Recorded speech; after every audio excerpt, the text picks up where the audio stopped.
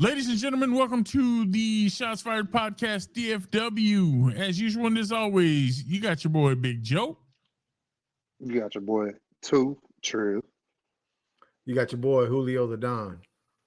You got Jay behind the scenes. We got an exciting show for you tonight. We're going to do a couple of things. We're going to start off with the prediction of the Cowboys Carolina Panthers game. We're going to talk about Dak and how well he's been playing as of late. And we'll transition that into why are Stephen A. and the Four Letter Network having to address some things that they've always kind of avoided admitting to. So we got a lot to get into, ladies and gentlemen. So let's just hop right into it. I'll start with you, Jay, because you are on the 1s and 2s and 3s and 4s. Wicked. What do you think we're going to see?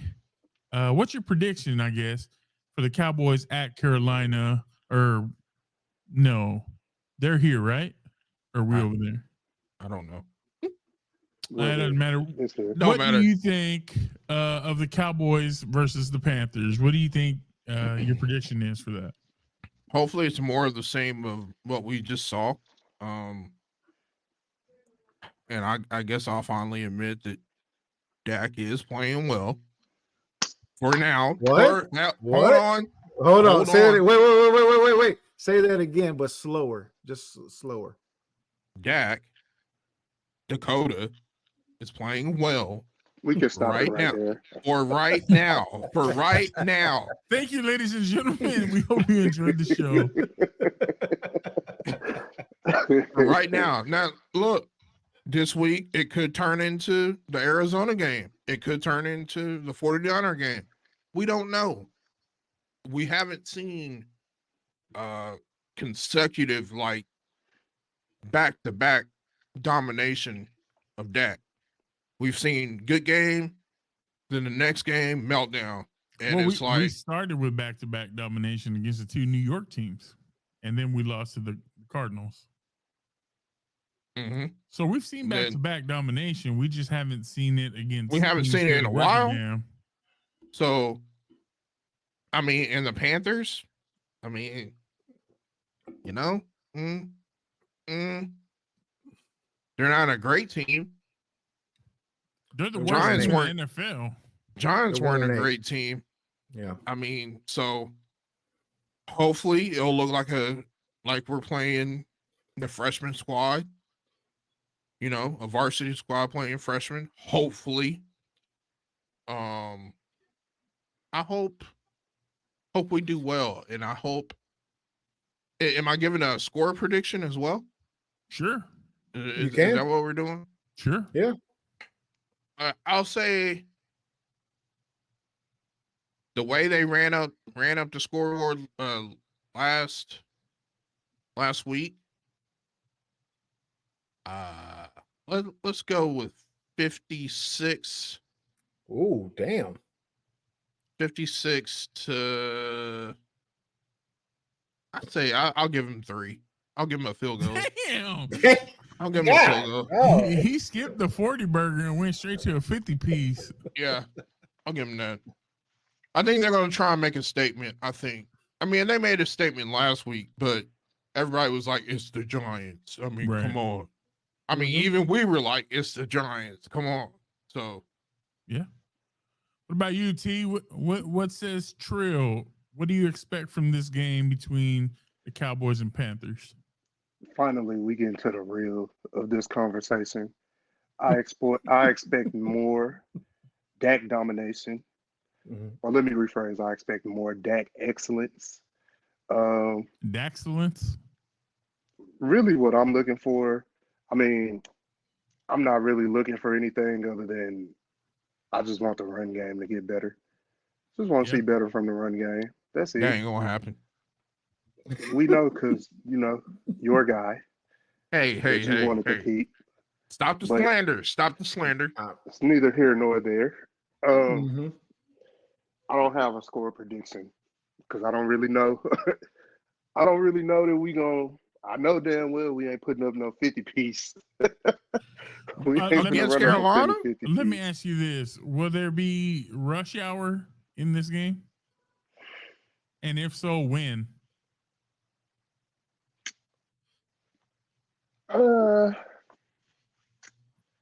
Maybe 10 minutes left in the fourth quarter. Okay, We see Cooper. Um, Cooper, yeah, or Cooper. like Jerry says, Cooper. Cooper. I don't know, man. I think score wise will be. I'll give them 38-14. I'll go Nice. 38-14. Wow. I think that's a reasonable score. I just want to see more from the run game. We know what the defense is all about, so I'm not really worried there. And again, Dak has been playing excellent the last 3 or 4 games. So Yes, he has. Mm-hmm. I like that. I like that. Julito, what do you think, bro? What's the Cowboys Panthers looking like? So for me, really, really simple. I honestly think that the Giants are a better team than the Panthers. So if we did what we did to the Giants, I expect a similar performance to what we did to the Giants to be put on the Panthers. So 40 piece is easy. A 40 burger for me is a simple call. The one thing I would like to see is for us to work in Rico Dowdle more. I want to see him given more carries, given more opportunities to show what else he can do, because I think if everybody is correct, and well, I'm not going to say everybody, but those people that have been commenting on that aspect of our game as far as our running game goes, what they saw last week when we kind of, even the load between him and Tony Pollard, you could see him getting those runs. And again, I think that echoes to what happened the last couple of years when Zeke was here with Tony, that they had that two-headed monster, as everybody wants to call it. You have one guy that everybody keeps an eye out for, and then you put in this no-name guy in there, and all of a sudden he's making all these runs. And that's what got Tony really, really hot at one point. So for me, I would love to see them utilize Rico a whole lot more in the run game this time around. And I think that, it's going to be an easy win. It's going to be one of those, we're going to be 40 on them. And I think we'll see Cooper around the start of the fourth quarter. So do you want to see? now, Quick question: do you want to see Rico early downs, or do you want to see Rico like on third and short, I think I would, third and I would prefer to see Rico in those short. We need to make those short yardage situations as opposed to Tony in there. So, I would love to see that transition go from trying to see if Tony can make those hard-earned yards and just give the opportunity to Rico to see what he can do and see where we can go from there. Because I'm pretty sure none of the teams, like we talked about last year, that was one of the big things, was that, they don't really see too much of Tony. And then when, Zeke is out, they're not, we're not really worried about the run, this and that and the other. And then all of a sudden Tony comes in and he's running 30, 40 yards down the field, making these breaks and stuff. So I think that right now is a time that we can use Rico as that this year, as opposed to when we had Zeke and Tony. Okay. What about you, T? What were you going to say? I mean, I was just going to say, we to get to that 40 piece that you want, that's I got to understand that we scored, I think, 10 points last week with Cooper Rush. So if we had, let's just say 35-7, 35-10, based on, well, you said 40-3, right? You gave them 3 points. Is that right? No, I didn't say 4. I didn't give a score. I just said that they would get score 40 burger. Okay, similar. 40 points. Okay. Yeah. So you think Cooper Rush gonna put up 10 points Sunday against the Panthers? Yeah, they're 1-8, bro. They're 1-8.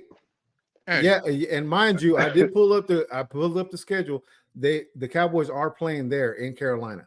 We are there, so I understand that and I get that, but at the same time, they're a 1-8 team. Now, mind you, of course, with our history and everything else, we all know that typically when we deal with certain situations like this, we normally go back out and lose against teams that we should beat. But I don't feel like we have that problem this year. I feel like we're way more aggressive, that we're taking care of those wins when we're supposed to take care of them. I haven't heard us say anything about, oh, we should have won that game. The 49er game, that's a game that we lost. The Cardinals game is probably the only game on our schedule that we lost that everybody here could maybe agree that, yeah, we should have beat the Cardinals, but we didn't beat the Cardinals. So, I mean, you tell me, what's your opinion on that? I mean, honestly, you know what? To be real about it, I'm not even mad about the Arizona game. Seeing the way Josh Dobbs plays, I'm not mad.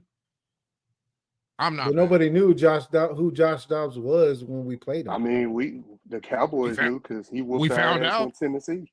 Yeah. So I think that was last year. He whooped us when he played for Tennessee. So the Cowboys definitely knew who Josh Dobbs is. But again, they just didn't take care of business, man. It's not, know, every team get that one loss that ignites the flame. And from there, we've actually played pretty good from that game going forward. Losing to the Eagles, obviously they could have went a different way if we didn't step out of bounds or if we didn't get that fluky ass, touchdown, no touchdown because your knee down. So, but before we get too far, I do want to see Big Joe. What you expecting to see from us on Sunday?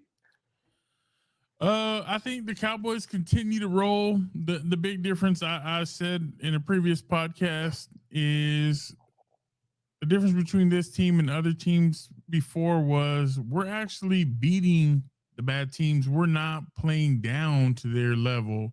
Right. We're consistent. We're up on that. So that's different. You mentioned, Julio, that you'd like to see Rico get the tough yards like on third down. I'm the other way. I'd like to see Rico in the Zeke type of position, first and second, and let him kind of bruise the defense up. Exactly. Okay. Let him run hard, and then use Tony the same way we used him last year. Let him get let him finesse. Yeah, let him finesse. Let him get the scraps. Let him get a tired, worn down defense. I think that is Tony's role, to be honest, at heart. Yeah. In this game, yes. Yeah. When we lost Zeke, I mean, he really wasn't doing much anyway, but we did lose that aspect of a bruiser back. Yeah, we did. To be honest. I mean, Tony would be good. And it's not, bro, I don't want to sound like I'm hating on Tony because I actually like TP. It's just I understood last year with our team what his role is. Like, we are a power run team. We're not he's a Kareem Hunt type running back. Put him out in space, let him do what he do. Yeah. We don't do that. We like to run up the middle. We run up the middle a whole lot more between the tackles than we run outside. So in this scheme, he's only going to be as good as the back that should be running before him, which is should be a bruiser back. And honestly, I don't see Rico Dowdle as a bruiser back, but he has shown that he's able to get between the tackles. He's got a burst. He'll initiate some contact. I think he's more of a bruiser back than Tony is, though. Oh yeah, I think that's what course. Yeah, of course. And I mean, we could have made moves in, trade deadline, but that didn't happen. We ain't making them moves, bro. We know we ain't. We all know we ain't making no damn moves. Cowboys people out there, but Cowboys aren't that kind of team. Make it hard on ourselves. Cooper was the anomaly. That was the anomaly. Like what? I do think I'd be interested to see how we use Micah this game because last week was the first game that he's not registered any stats. No sacks, no tackles. But he was an off the ball linebacker last week. He was not hand in the ground, rushing the passer. He was still Yeah, effective. He yeah, showed I think it pressure. was. Yeah, I think it was He had more a or bunch of less of pressure. He using was, them. yeah. Yeah, using Go him ahead, like bro. a decoy, using him as he's there on the field. So of course, every team has been talking about. If you haven't, you have been talking about Micah Parsons. You So gotta you're you gotta gonna find keep you 11 on the field. you got to Right. find where he's at, what position he's playing, what he's doing, and you have to modify your offense to that. So Yeah, you're definitely even accounting just for him. yeah, just having his presence on the field, even though he's not putting up, the pressure numbers that we're used to seeing from him or recording sacks like he's normally doing, that's one of the things that now offense is there. Anytime that you hear an interview, especially from the opposing team, they're like, you got to look for number 11. You want to see Yeah. where he's lined up at. You want to see what he's doing, what are we going to do opposed to that, because we know that he's a threat. But I think that just shows how much respect each opposing team gives to our defense now Yeah. because of just Micah Parsons. Yeah. I'd He like has to. that he Go has ahead. that oh my god effect on Oh, quarterbacks, yeah, you he know? does. He does. should, and he should, and he's shown dominance. But I'm gonna say it. Maybe this is just an unpopular opinion, but Micah seems to fade by the end of the year every year, and I'm wondering, has he already peaked, or is he going to continue to maybe rebound and get his stride back again, get a second win to end the year? But he does, in my opinion at least, seem to fade down the stretch I, as I, opposed to TJ Watt, a Bosa, a Garrett, Miles Garrett. Those guys are consistent weeks 1 through 17. Mike is like, oh, I'll get to about week 9, 10, 11, and then I'm not registering no more sacks. I'm not really, as dominant as I was before. Well, he's used in different ways more than these other guys, bro. And he's in year what, 2, right? This year 2 Micah? for Mike.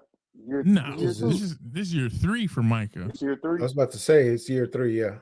Yeah, bro. I mean, when you think about Nick Bosa, TJ Watt, bro, those guys are always on the ball primarily. You don't see them yeah. playing middle backer. You know what And I'm you saying? gotta Right. understand too, he is also smaller than those guys. He's Uh, not he's not as big as no, He's he's their taller. He's not size. hefty. he is not their size, bro. The He only is one not the same size as who's JJ Watt. There's TJ no Watt. TJ way. Watt, TJ Watt, TJ not Or Watt. JJ TJ Watt. Watt. JJ Watt, Yeah. TJ Watt, They ain't DJ no way in Watt. hell he's as big as JJ Watt. There's No, no way He in ain't, hell. he ain't as big as none of them, bro. the only one he's not as big as, and none of them are, is Miles Garrett. Miles Garrett's the only one that's That's a big out freak of of those nature, guys. bro. That's a freak of I nature. mean, But he's ridiculous. um, But no, I do think that the Cowboys are going to dominate. I can definitely see a 40 burger for sure if they continue to play like they have. And I do think that's a big if, man. CD continues his 10 catches over 150 streak, and he's starting to make his push as a legitimate number 1. A lot of people had questions, and he just continues to show everybody I'm a legit number 1. I mean, he's always been that, though. To be honest, always. I think that the big thing though is Dak. The difference is Dak. The difference is Dak is getting his guys open, using his legs, making plays, extending plays. I think Dak has made his team better. His wide receivers have more of an opportunity to shine now the way Dak is playing. And Dak, to me, seems like this is the best football he's played in quite some time. Probably since I haven't seen him play this good since maybe his rookie year. We talked about it last week too, though, but about getting the ball to CD. So that's part of it. CeeDee is making him play better. Like, hey, give me the ball. Right. Okay. And I mean, like we've seen it time and time again. If you give your greats the ball, you're going to do well. Eli Manning to Harrison, Marvin Harrison, Senior. Peyton Manning. What I say? Eli? Eli. My bad. Peyton. You got dumb face on the brain. My bad. Yeah, I do. But okay, speaking of Eli and Plaxico, Eli and Shockey, you know, he had weapons, and if he got the ball in their hands, you know, it was a good game for them. And that's Eli just what needs to happen. Eli Victor Cruz. Bro, you know, we talking about that, but I think the biggest thing with that connection has been number one, CeeDee presenting himself more this year. Like when you look at the previous years, bro, he used to just run like lackadaisical routes, and he's sharp this year. And the Like he second was biggest just on thing, the field. He was just running around yeah, on the field, basically. and the second biggest thing, he's cut out the drops, bro. Like CeeDee got, I think, 2 drops on the year. Yeah. Like that's been really the biggest issue, bro. Like, you know, I know y'all like to shit on Dak for overthrowing his receivers, but we really do need to take a look at what the receivers are doing too. And you don't get a good view from that on the TV screen. And then you are kind of not, you know, y'all, but in general, you get kind of clouded by what the announcers are saying. Bro, there's been plenty of times like Michael Gallup run the wrong route, or he don't cut in deep enough. It to me, or guys are running in the same area, so somebody messed that up. You know what I'm saying? right. Like a busted route. So to me, the thing is Dak is getting the ball to his playmakers now, but the thing to me is that the playmakers are presenting themselves as an option now instead of just being out there. Now Gallup is a different story. I don't know what's going on this year, man. He gone. But other than that, man, CeeDee balling, bro. And as long as he keep doing what he been doing, I think we're gonna be all right. We gonna be all right. Yeah, I think Dak's doing it, man. Dak's making the plays. He's getting his guys in stride. I mean, you know it's going well when you're trying to throw the ball away and CeeDee comes back for the catch. Like that's when you know you're having a good day. But something that we're starting to hear more is, you know, Micah early on, he did something that a lot of players have kind of done, but they've never really used their platform like they do these days. And he went on his podcast and he calls out ESPN and he's like, hey, let's be fair across the board. You guys want to criticize my quarterback. You guys want to go after Dak and say, hey, he's turnover prone.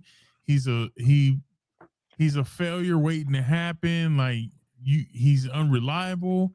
But when other quarterbacks do it, you guys just brush it off. And his thing is let's be fair across the board. You love us, you hate us, that's fine, but keep that same energy for everybody. And you know, Stephen A and the 4-Letter Network, they continue to just talk Cowboys, but you see all these other teams, and honestly, I don't watch a lot of other teams. I'm just not interested. But you would think that every other team plays just phenomenal football week in and week out because nobody gets that kind of coverage. You don't see the magnification of every minute mistake like you do for the Cowboys. And so Micah called that out, and Stephen A gets on First Take and he drops this audio and just basically admits what we've all known all along as Cowboys fans. Go ahead, Julio. And the expectation, Josh Allen should be criticized way more harshly. Let me say this. This is what bothers me about this question. Who says that Josh Allen isn't being criticized as much as Dak Prescott? You want me to tell you what the real problem is?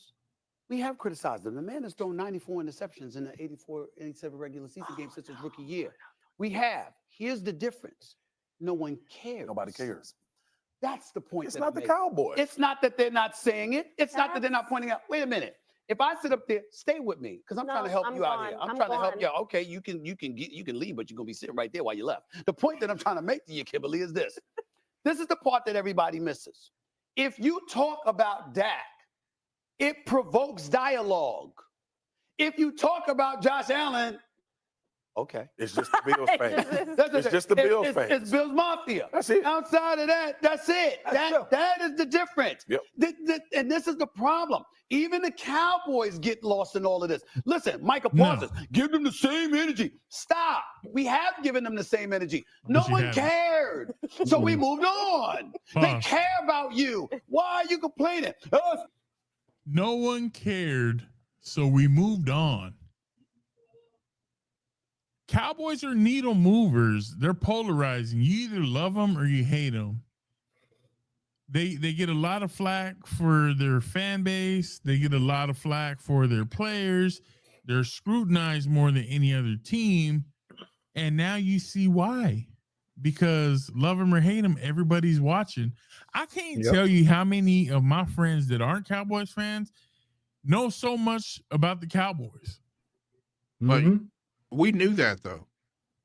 We as a podcast, we knew that. Yeah, absolutely. We even said it on here. The reason why they talk about us. So I'm not surprised. I'm glad they finally admitted it. But in the same breath, finally addressed it and admitted it. That's what I'm saying. About. I'm glad and happy that they finally admitted it. But we knew what it was about. In the same breath, man, we've heard even on this podcast, you know, when we say, hey, it's because everybody circles that game against the Dallas Cowboys. Everybody says, oh, this is an important game. This game right here against the Dallas Cowboys, whether it would have been Vinny Testaverde being the quarterback or whoever the hell else we had on our team at the time, everybody still circles the Dallas Cowboy game. Why is that? Because we are that polarizing. We are the team that the nation, I would hate to even stretch to say the world that follows the NFL follows the Dallas Cowboys more than anybody else. So yes, of course, we are always going to be the forefront of whatever jokes are being made, whatever scrutinizing criticism is being made, whatever the hell is going on. If you bring up the Dallas Cowboys, people are listening. If you bring up any of these other teams, no one gives a shit. Stephen A said it himself, except for those loyal to their fan base, right? Those loyal fans, they care about whatever's going on with their team. But as soon as you hear, oh, the Dallas Cowboys quarterback or the Dallas Cowboys running back or whoever the hell it is, Micah Parsons, it doesn't matter who it is. As long as they play for the Dallas Cowboys, it's always, oh, this is what people care about. Nobody else gives a shit about anybody else. You know what's funny, and you can agree with me or you can deny it, but I feel like this. Have you ever noticed that if a player, maybe he played here a season and played his career somewhere else, they're always addressed as former Dallas Cowboy, blah, blah, blah, especially when they're in trouble. Yeah. Former Dallas Cowboy got caught today, blah, blah, blah. And it's like, bro, he was here for a quick minute.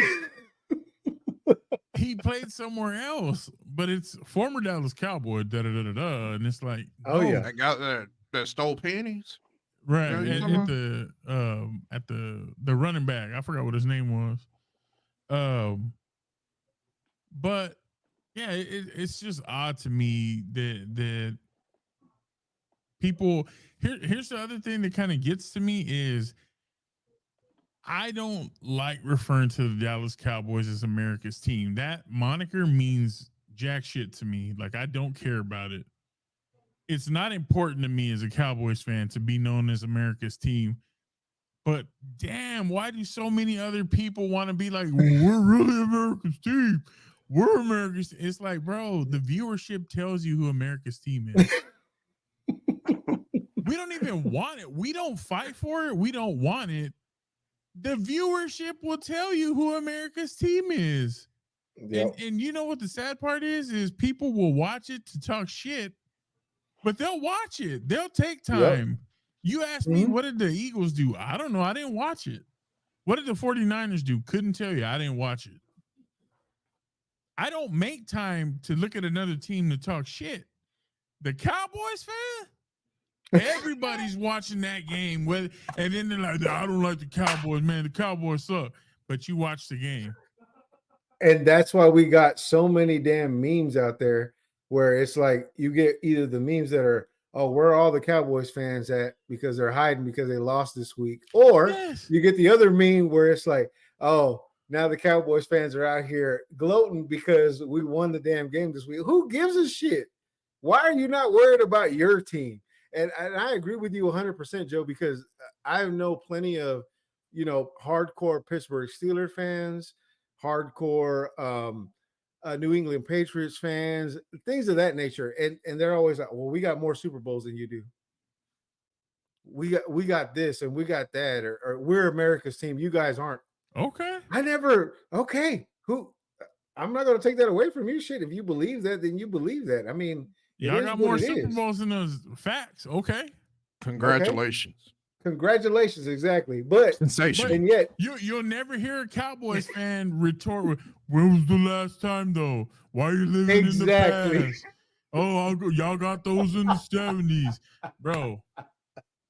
Lombardi trophies don't rust. It don't matter how old they are. Mm-hmm. Facts. What you got on that, T? What do you think, bro? Bro.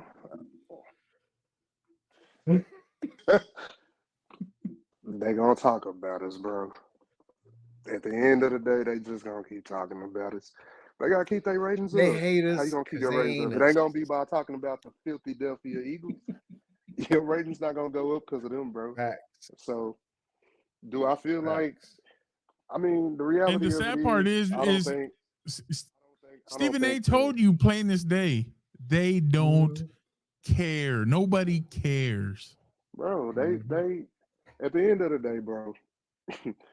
We gonna be talked about. We gonna be hated on. We gonna be loved. I don't fucking care. I just want to win a Super Bowl. That's it. Yep. That's what it comes down to. I agree. So I'm excited to see what the Cowboys do this week. I'm excited about this stretch of games. I do know that we need help Monday from the Chiefs to beat the Eagles just so that we can gain some ground. I do believe that we'll split the series with Philly because we play way better at home than we do on the road. So that's something to kind of look into as far as the next time we see those guys. But they're hitting a streak of tough games, and we need them to stumble a little bit just so that we can make up some ground because we do have a slight edge as far as ease of schedule. But anything can happen. Slight. You're muted. Yeah, my bad. Any given Sunday, something will happen, and as long as we can stay healthy, I think we'll do a good job. But with that being said, we just wanted to thank everybody for taking the time to join us tonight, watch this video. We appreciate your time. Please like, comment, subscribe. We will comment back. We do. We do a good job with that. And we just thank you guys for the support. Please share this, help the show grow. Help the algorithm. Yeah. Algae rhythm. You you comment, you subscribe. That tricks the YouTube algorithm, and it's gonna let other people know that you enjoy this content. So that'll help spread the word. So we appreciate it. We'll catch you guys in the next one. Y'all have a good night and holla at your boy. Peace.